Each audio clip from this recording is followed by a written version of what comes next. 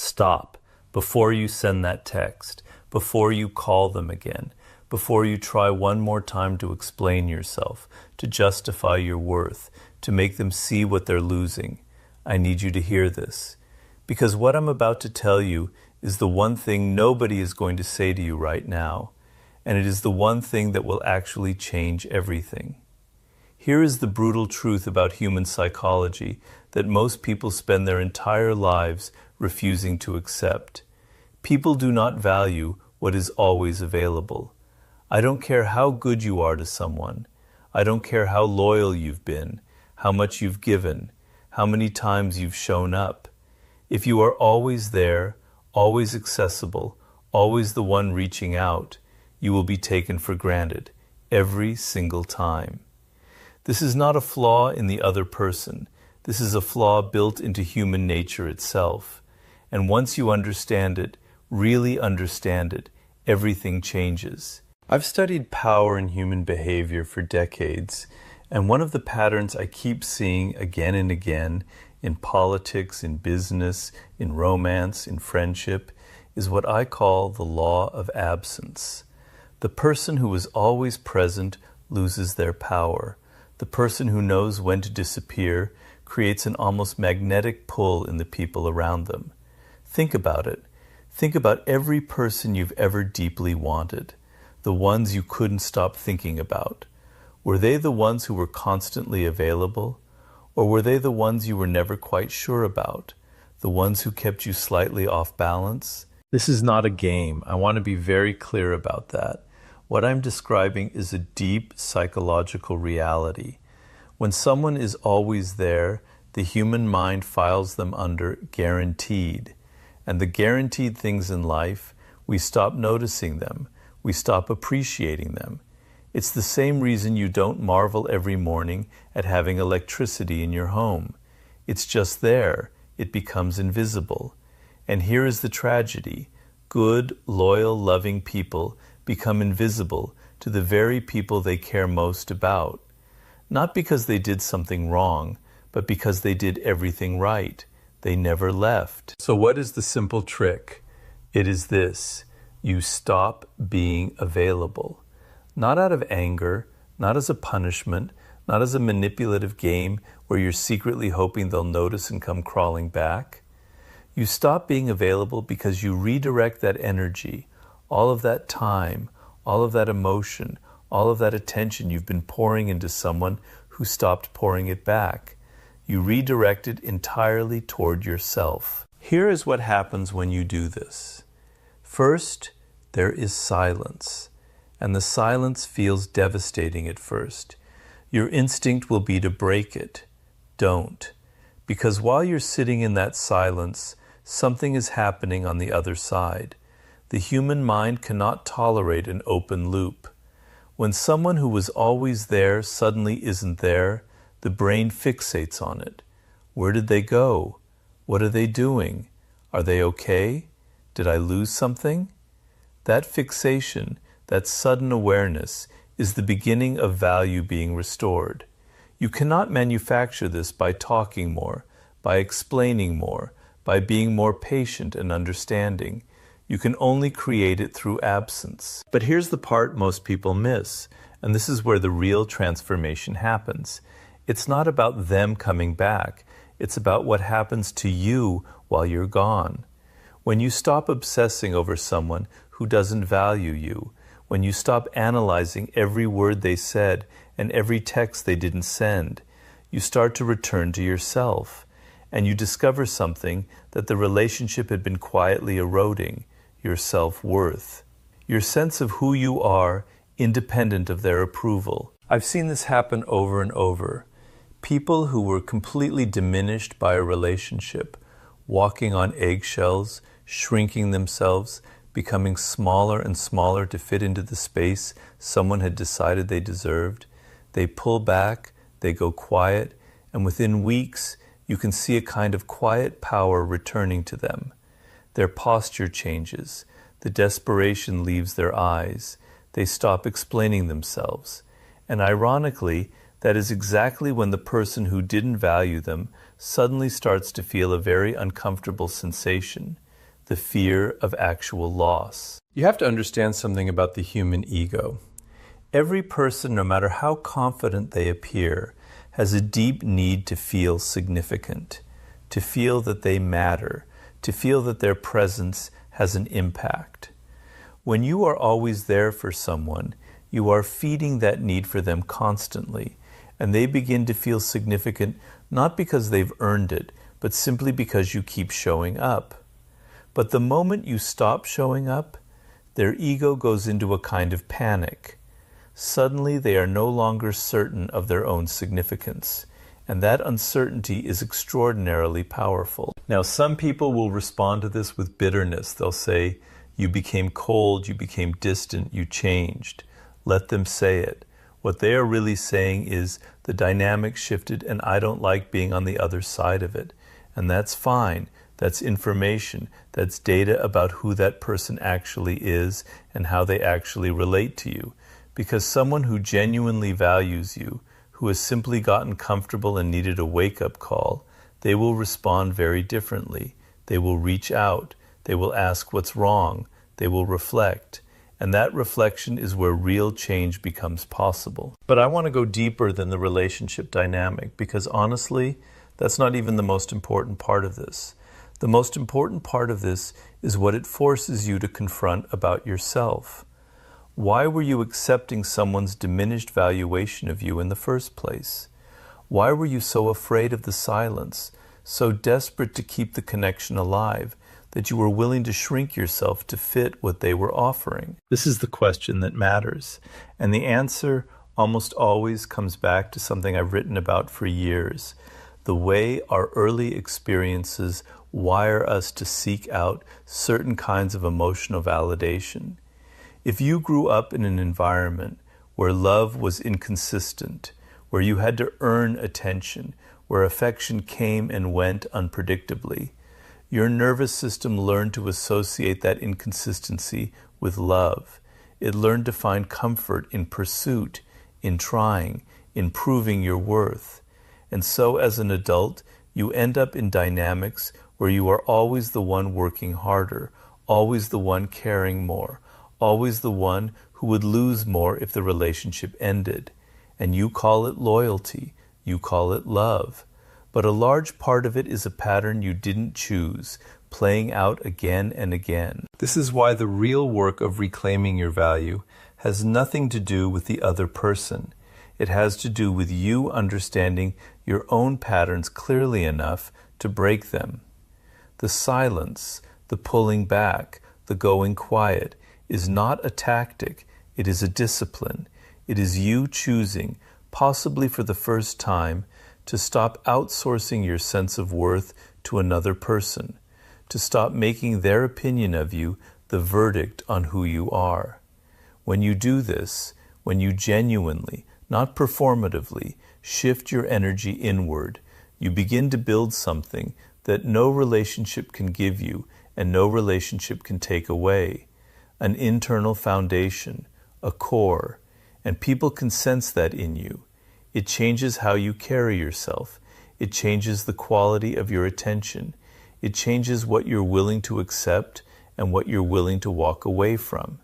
And it changes, fundamentally, the kind of people and the kind of relationships that are drawn toward you. So here is the simple trick, and I want you to hear it not as manipulation, but as self-restoration.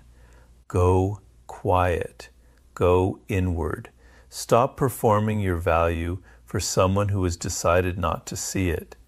Not because you want them to chase you, though that may happen, but because you deserve to spend your energy somewhere that it grows rather than somewhere that it disappears. The people who come back will come back because they woke up, and the people who don't come back, they've given you the most valuable gift possible. They've set you free to find your own level, to find the people and the situations that recognize what you bring without you having to prove it over and over again. Remember this: your value does not decrease because someone failed to see it. And the moment you truly believe that, not just intellectually, but in your bones, You will never again beg for a seat at a table that was never really yours. You will simply build your own. And watch who comes to sit at it.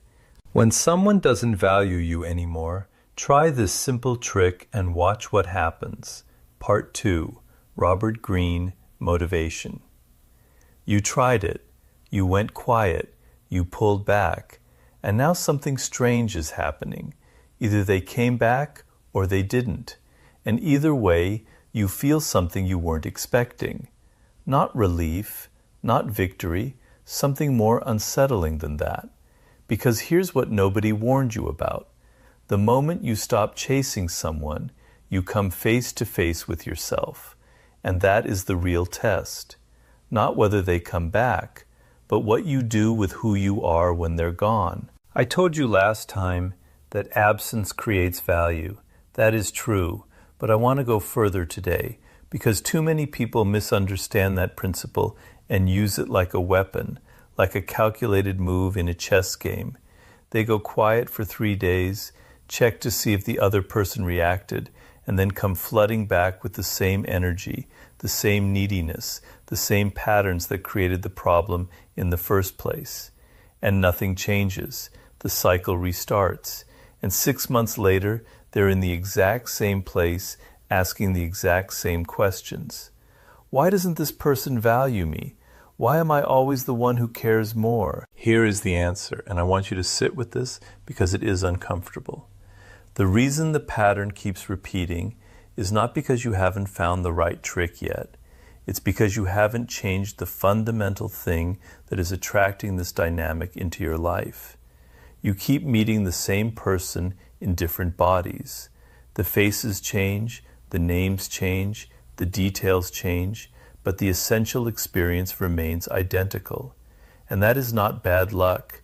That is a signal, a very loud, very consistent signal from your own psychology, telling you that something deeper needs to be examined. Let me tell you about one of the most fascinating and painful phenomena in human psychology.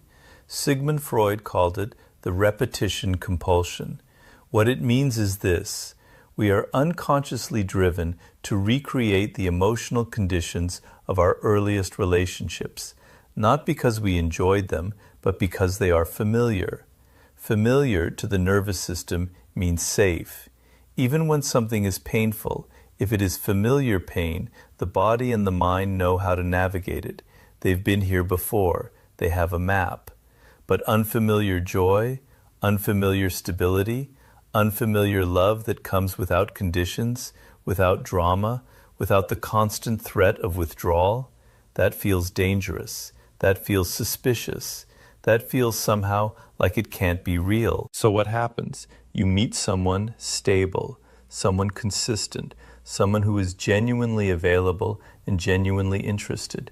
And instead of relaxing into it, something inside you begins to pull away. You find reasons to doubt them.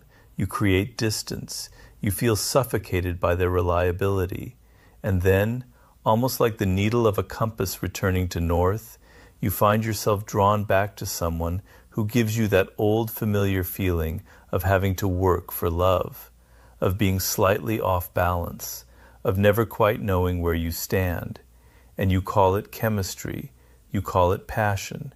But what you're actually feeling is recognition, the recognition of a wound. So the real trick, the second layer, the one that goes beneath the surface, is not about what you do with the other person. It is about becoming deeply, unflinchingly honest with yourself about the story you are telling about love. What do you believe at the cellular level that you deserve? Not what you say you believe, not what you tell your friends over dinner, what you actually believe, revealed by the patterns of who you choose and how long you stay. Because here's the thing about self-worth that nobody talks about honestly enough. It is not a feeling. It is a practice. It is a daily decision to act in accordance with the value you claim to have. And most people, most intelligent, thoughtful, capable people, have a catastrophic gap between the value they know they have intellectually and the value they demonstrate through their choices. They know they deserve better, and then they accept worse, again and again and again. And every time they do that, every time they override their own knowing, they send a message to their own nervous system. My knowing doesn't matter. My boundaries are negotiable. My worth is something other people get to decide. This brings me to the thing I want you to genuinely understand about boundaries, not as a buzzword, not as a self-help cliche, but as a fundamental mechanism of power. A boundary is not a wall you put up to keep people out. A boundary is a standard you hold for yourself about what you are and are not willing to experience. And the critical thing, the thing that makes all the difference, is that a real boundary has consequences. A boundary without consequences is just a preference. And preferences, people will cross every single time if they sense there is no cost. The person in your life who stopped valuing you, they didn't stop overnight. It happened gradually. There was a moment early on when they crossed a line. Maybe it was something small, a canceled plan that wasn't addressed, a comment that landed wrong and you let it go, a pattern of them taking and you giving that you normalized because you didn't want to seem demanding. And in each of those moments, a message was sent and received. There are no consequences here. I can take without losing. I can diminish without cost. And so they did. Not necessarily with malice, just with the unconscious logic that all humans operate by. We take up as much space as we are given. So what does real change actually look like? Not the performative kind, not the going quiet for 3 days kind. Real, lasting change in how people relate to you, and more importantly, in how you relate to yourself. It starts with a single decision that sounds simple, but is extraordinarily difficult to execute. The decision is this: I will no longer act from fear. Not from the fear of losing someone, not from the fear of being alone, not from the fear of seeming too much, too needy, too difficult.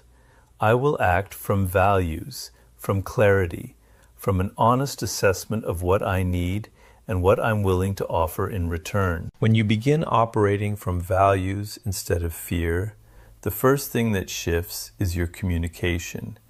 You stop hinting and start stating. You stop waiting for people to read your mind and start saying clearly what you mean and what you need. You stop having the same conversation in your head 20 times before you have it out loud. And here is the remarkable thing that happens when you communicate from a place of genuine security rather than anxiety.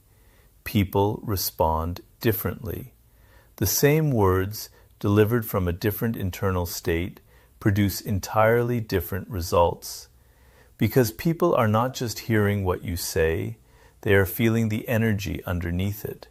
They are registering on a primal level whether you mean it. Now I want to talk about something that I think is the most under-discussed consequence of being in a relationship where you are not properly valued, and that is the erosion of identity. It happens so slowly that most people don't notice it until they're already deep in it. You start to organize your life around the other person's rhythms. You check your phone before you check in with yourself. You calibrate your mood to their mood. You start to lose track of what you actually want, what you actually enjoy, what you actually think, separate from what they want, what they enjoy, what they think. You become a satellite orbiting someone who doesn't even realize you're circling them. The trick, the real trick, the lasting one, is to become the planet again, to reestablish your own gravitational center. And this means doing the things that have nothing to do with any relationship, returning to the interests you dropped, pursuing the ambitions you put on hold, spending time with the friends you slowly stopped seeing, sitting alone with your thoughts long enough to hear them again. These are not coping mechanisms. They are the reconstruction of a self. And a self, a genuine, grounded, interesting, growing self, is the most attractive thing in the world. Not attractive in a calculated way, attractive because it is real, because it radiates the one quality that is impossible to fake for very long: wholeness. You were promised in the title that if you try this simple trick, you will watch what happens. So let me tell you what actually happens. And I want to be honest with you, because you deserve honesty more than you deserve comfort. Some people come back, they feel the absence, they feel the shift in your energy, and they do the reflection that you were hoping they would do. They recognize what they had, they show up differently. And if you've done the real inner work, if you've genuinely changed your relationship to your own worth and not just performed the behavior, you will be able to tell the difference between someone who is genuinely grown and someone who is simply returned because the discomfort of your absence became greater than the effort of showing up. That distinction matters enormously, because one of those is a foundation and one of those is just another chapter in the same old story. Some people don't come back. And that, as painful as it is one of the most important things that can happen to you, because it removes all ambiguity. It tells you with perfect clarity that what was there was not what you thought it was. And that information, as brutal as it feels in the moment, is liberation. It is the universe clearing space for something that actually fits, something that doesn't require you to constantly justify your existence in someone's life. Here is what I know after decades of studying human nature. The people who are most deeply valued in relationships, in business, in every domain of life, are not the people who are the most available or the most accommodating or the most afraid to lose. They are the people who have developed an unshakable relationship with their own worth, who know what they bring, who are genuinely interested in and engaged with their own lives, who have standards and who hold them, not rigidly, not coldly, but firmly, with warmth, with clarity, without apology. That is what you are building when you do the real work behind this simple trick. Not a strategy for getting someone back, not a technique for making yourself more desirable. A life, a full, self-directed, increasingly clear and powerful life. And when you have that, when you are genuinely living it, not performing it, the question of who values you changes completely, because you stop needing the question answered by any single person. You already know the answer. You are living it, and that changes everything.